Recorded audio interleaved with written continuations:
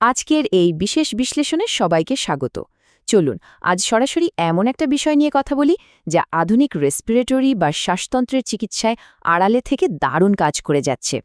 জিনিসটা হলো OSL Pharma নরসোল 3%। আধুনিক চিকিৎসা বিজ্ঞানের ব্যবহার আর কার্যকারিতা কতটা জাদু করে সেটা জানলে সত্যি অবাক হতে হয়। তো আজকের আলোচনাটা আমরা ঠিক কিভাবে এগোবো তার একটা ছক কষে নেওয়া যাক।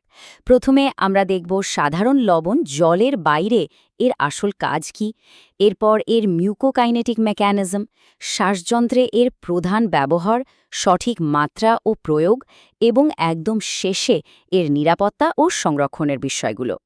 প্রথমেই যে প্রশ্নটা সবার মাথায় ঘুরপাক খায় তা হলো, আচ্ছা, এটা কি শুধুই সাধারণ লবণ জল? কারণ স্যালাইন বললে আমাদের মাথায় আসে কেবল হাইড্রেশন বা আর্দ্রতা ধরে রাখার কথা।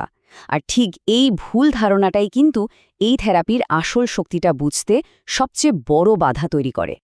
১ নম্বর পয়েন্ট, সাধারণ লবণ জলের বাইরে গিয়ে এর আসল পরিচয়টা একটু জানা যাক।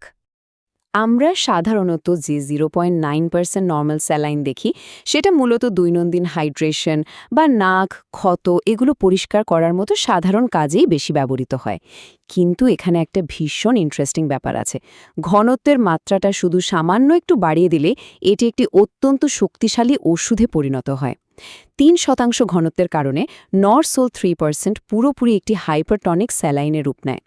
দুটোর ভেতরেই সোডিয়াম ক্লোরাইড আছে ঠিকই, কিন্তু এই ৩% ঘনত্বে একে একটা অত্যন্ত সক্রিয় এবং সুনির্দিষ্ট রেসপিরেটরি থেরাপি টুলে পরিণত করে ফেলেছে। এবার আসা যাক আমাদের দ্বিতীয় সেকশনে, মিউকোকাইনেটিক মেকানিজম।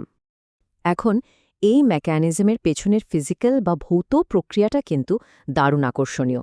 মিউকোকাইনেটিক বলতে এমন একটা পদ্ধতিকে বোঝায় যা একদম চুম্বকের মতো শ্বাসনালীর দেয়াল থেকে জল টেনে শ্লেষ্মার স্তরে নিয়ে আসে, আর এর ফলে ফুসফুসে আটকে থাকা ক্ষতিকর আর জেদি নিঃসরণগুলো খুব সহজেই আলগা হতে শুরু করে। এর সরাসরি ফলাফলটা কি দাঁড়ায়? মারাত্মক শ্বাসকষ্টে ভোগা রোগীদের ফুসফুসে যে ঘন আর আঠালো কফ জাঁকিয়ে বসে থাকে, এই হাইপারটনিক সলিউশন সেটাকে একদম পাতলা করে দেয়। ফলে কাশির সাথে ওই শ্লেষ্মা খুব সহজেই ফুসফুস থেকে বেরিয়ে আসে। শ্বাসকষ্টের রোগীদের জন্য এটা যে কতটা আরামদায়ক একটা ব্যাপার তার বলার অপেক্ষা রাখে না। ৩ নম্বর সেকশন, প্রধান শ্বাসযন্ত্রের চিকিৎসায় এর ব্যবহার। রোগীদের আমরা মূলত দুটো ভাগে ভাগ করে দেখতে পারি। পেডিয়াট্রিক বা শিশুদের ক্ষেত্রে সবচেয়ে সাধারণ আর বড় সমস্যাটা হলো ব্রঙ্কিওলাইটিস। অন্যদিকে অ্যাডাল্ট বা প্রাপ্তবয়স্কদের ক্ষেত্রে সিওপিডি, হাঁপানি, সিস্টিক ফাইব্রোসিস, ব্রঙ্কিয়েকটিসিস বা অ্যাটেলেকটিসিসের মতো দীর্ঘমেয়াদী শ্বাসকষ্টের সমস্যাগুলো দেখা যায়। বিশেষ করে ইনফ্যান্টদের ব্রঙ্কিওলাইটিস আর বয়স্কদের সিওপিডির ক্ষেত্রে এই থেরাপিটা কিন্তু রীতিমতো গেম চেঞ্জার হিসাবে কাজ করে। যেহেতু এই থেরাপিটা মূলত শিশু এবং বয়স্কদের নির্দিষ্ট কিছু জটিল শ্বাসকষ্টে ব্যবহার করা হয়, তাই এটা প্রেসক্রাইব করার মূল দায়িত্বে থাকেন বক্ষব্যাধি বিশেষজ্ঞ আর শিশু বিশেষজ্ঞরা।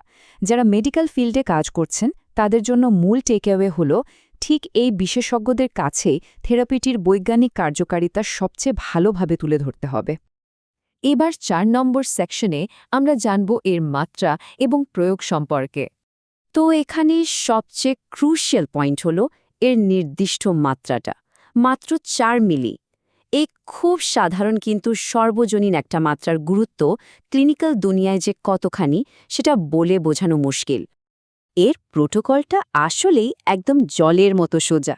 সব বয়সীদের জন্যই এই ৪ মিলি সলিউশন ২০ মিনিট ধরে নেবুলাইজ করতে হয়, আর এটা দিনে ৪ বার ব্যবহার করা যায়।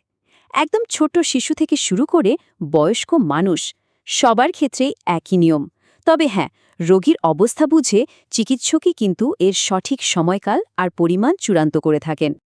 এটা ব্যবহার করা যে কতটা সহজ সেটা এর প্রয়োগ পদ্ধতি দেখলেই পরিষ্কার হয়ে যাবে।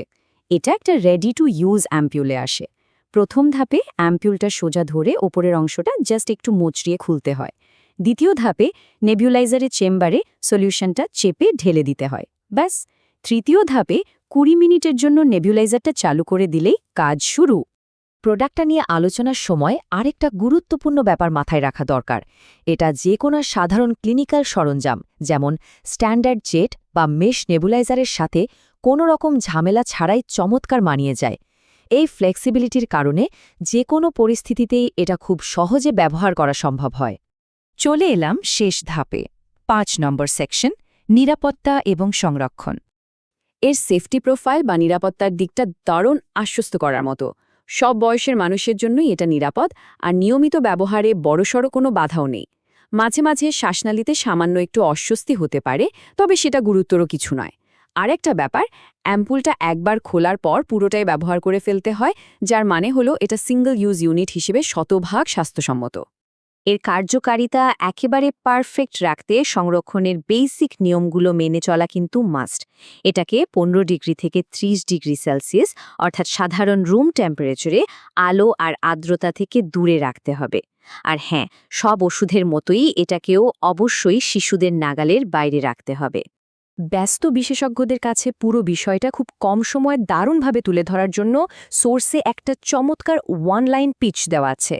যারা ফিল্ডে কাজ করছেন তারা ঠিক এই এক লাইনে পুরো প্রোডাক্টের সারমর্ম বুঝিয়ে দিতে পারেন।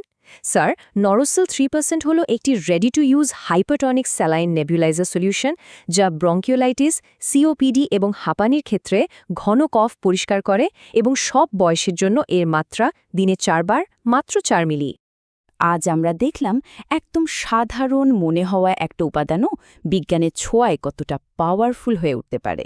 শেষে এসে সবার জন্য একটা প্রশ্ন রেখে যাই, এত সহজ একটা প্রক্রিয়ার মাধ্যমে রোগীদের যখন এতটা জাদুকরী স্বস্তি দেওয়া সম্ভব হচ্ছে, তখন এই হাইপারটনিক থেরাপিগুলো ভবিষ্যতের শ্বাসচন্দ্রের চিকিৎসায় আর কি নতুন চমক নিয়ে আসতে পারে। ক্লিনিক্যাল সায়েন্সের এই দারুণ ক্ষমতা আসলেই আমাদের বারবার মুগ্ধ করে। নতুন কিছু শেখার আর জানার এই আগ্রহটা এভাবেই চলুক।